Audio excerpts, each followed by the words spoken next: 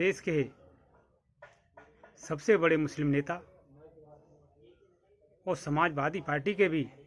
पुरोधा रहे आजम खां को जिस तरह से उनको परेशान किया जा रहा है, तभी से पूरा मुस्लिम समाज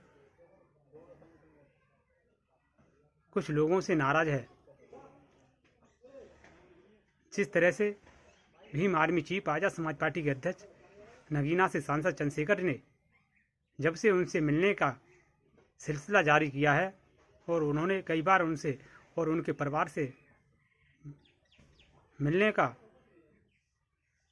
जो कारनामा उन्होंने आगे बढ़ाया था, उससे साफ संकेत मिल रहा है कि आने वाले 27 में आजम खां और चंद्रशेखर की नज़दीकियां बढ़ सकती हैं। यदि चंद्रशेखर के साथ इस प्रदेश के सबसे बड़े कद्दावर नेता, मुस्लिम समाज में पकड़ रखने वाले आजम खां चंद्रशेखर के साथ आते हैं और चंद्रशेखर के लिए काम करने का और उनको आशीर्वाद देते हैं, तो चंद्रशेखर का 27 में तीसरा मोर्चा बनता नजर आएगा। जिस तरह से बहुजनों की पार्टियों के साथ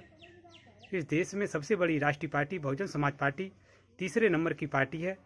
और उत्तर प्रदेश के अंदर समाजवादी पार्टी और बहुजन समाज पार्टी ये बहुजनों की पार्टियां हैं। उसी के साथ साथ चंद्रशेखर का भी आज़ाद समाज पार्टी का गठन हुआ है और नगीना से सांसद अपनी पार्टी के सिंबल पर जीते हैं।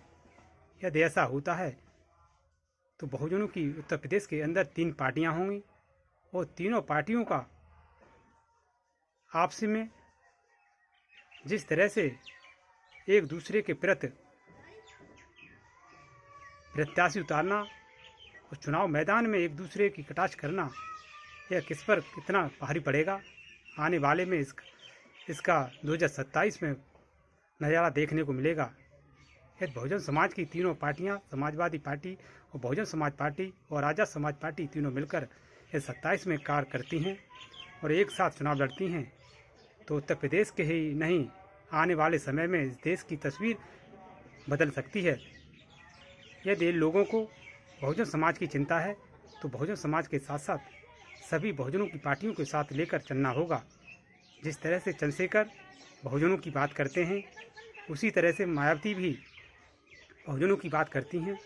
और समाजवादी पार्टी के सुप्रीमो अखिलेश यादव भी बहुजनों की बात करते हैं, तो तीनों नेताओं को एक साथ एक मंच पर आना होगा। यदि बहुजनों की बात करने वाले सभी नेताओं को एक साथ मंच पर आना होगा।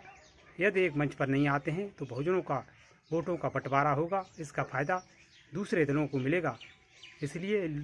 इन तीनों दलों को इकट्ठा होकर 2027 में